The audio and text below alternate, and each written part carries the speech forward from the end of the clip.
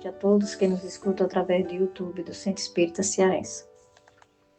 Eu vou ler aqui uma mensagem do livro Gotas de Esperança, de Lorival Lopes. Quem o vê, pensa algo sobre você. Viva de tal maneira que os outros só possam ter bons pensamentos ao seu respeito. Deus também os vê. Torne-se merecedor do seu olhar. Quem sente a sua presença reage de uma maneira ou de outra. Seja tão amigo que ninguém queira afastar-se da sua frente. Deus habita em você.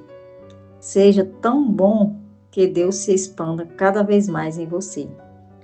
Vibre com Deus, de tal forma que todos os que aconchegarem a você sintam, não a você, mas a Deus que está em você. Mestre amado, Pai querido, eu te agradeço por este momento de luz e de aprendizado. Que a tua paz envolva-nos nesse evangelho, nos nossos pensamentos, nos nossos corações. Pai amado, permite, Senhor Jesus, que os bons espíritos nos inspirem, iluminando a nossa mente e fortalecendo a nossa fé.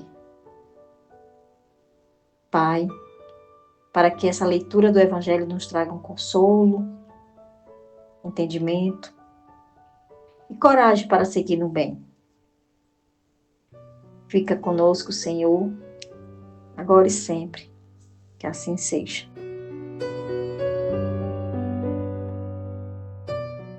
Vamos agora para a leitura do Evangelho segundo o Espiritismo, capítulo 23, Estranha Moral, item 3, Odiar os pais, parágrafos 2º ao 5º. Parágrafo 2º. O termo odiar nesta frase de Lucas, se alguém vem a mim e não odeia seu pai e a sua mãe, está compreendido nessa hipótese. A ninguém acudirá atribuí-la a Jesus. Será então supérfluo discuti-la e ainda menos tentar justificá-la.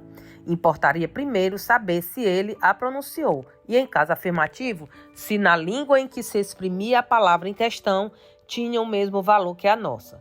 Nesta passagem de João, aquele que odeia sua vida neste mundo a conserva para a vida eterna.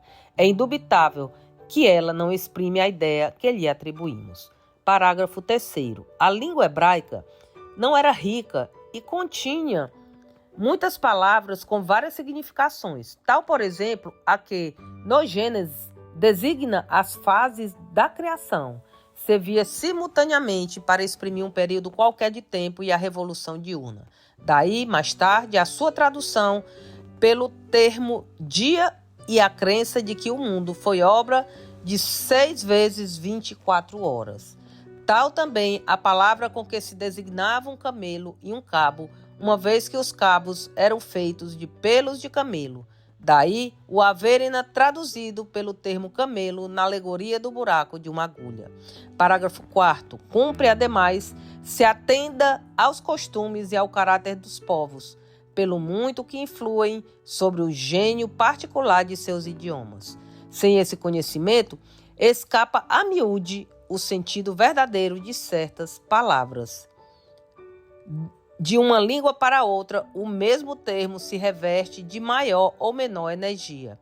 Pode, numa, envolver injúria ou blasfêmia e carecer de importância noutra, conforme a ideia que suscite.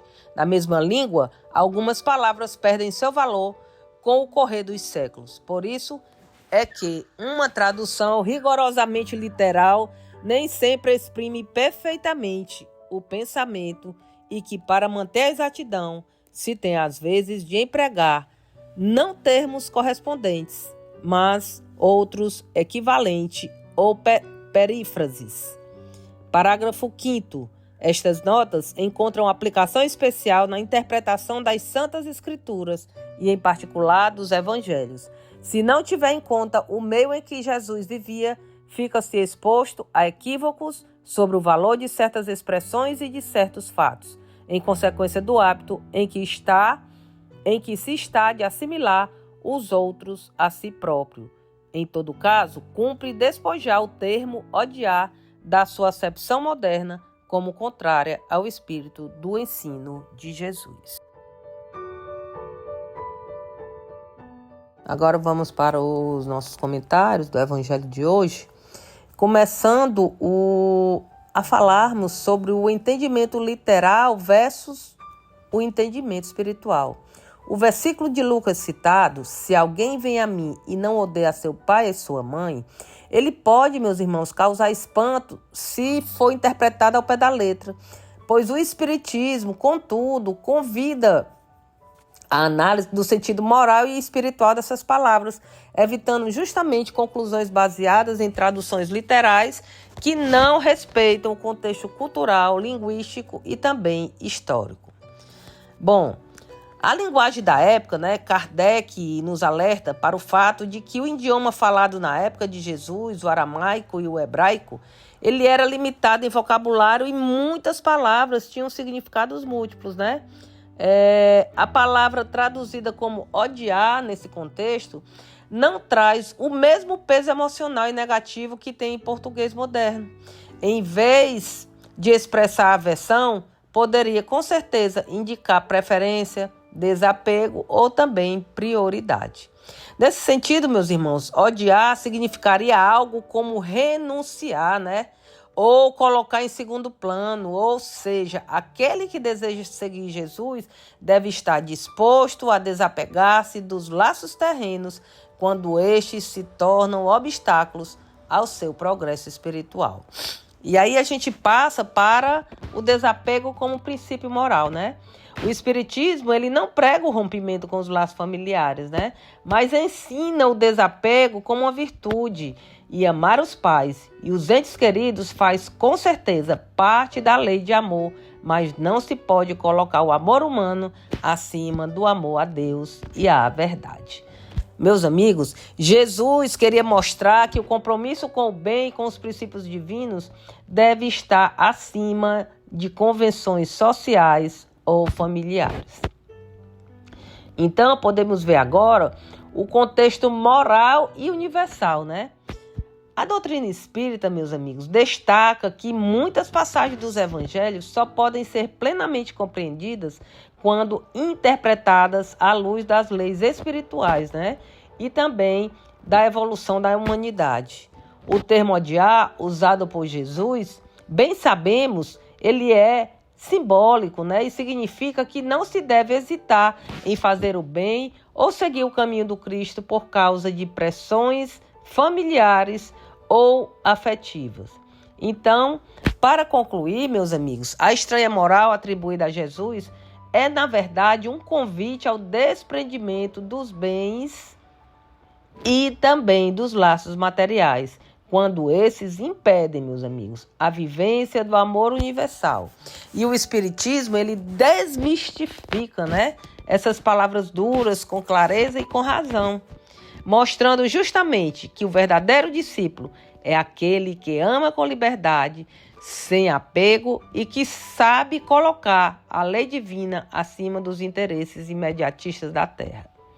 Odiar, meus irmãos, nesse contexto, não é aversão, mas renúncia consciente e amorosa quando necessário pelo bem maior. Prece e fluidificação das águas. Senhor Deus, misericordioso Pai de amor e luz, neste momento de paz e fé, coloco diante de Ti, ó Pai, as águas, um elemento simples da natureza, mas que por Tua vontade, Pai, pode se tornar um veículo de bênção e cura. Peço, Senhor Jesus, humildemente, que os Teus mensageiros da luz, Espírito benevolentes e curadores, possam nela, Pai, depositar os fluidos necessários para restaurar o equilíbrio do corpo, da mente e do espírito. Que ao tomarmos esta água, Pai querido, possamos absorver não apenas os benefícios materiais, mas também a tua presença amorosa, trazendo alívio às dores, nos dando serenidade aos nossos pensamentos e esperança aos corações e força à jornada. Que esta água, Senhor Jesus, seja uma bênção viva. Que seja uma cura que vem do alto, instrumento de fé e renovação. Pai amado, agradeço, Senhor, por o teu amparo constante e confio que a tua vontade é sempre o melhor para nós. Que assim seja.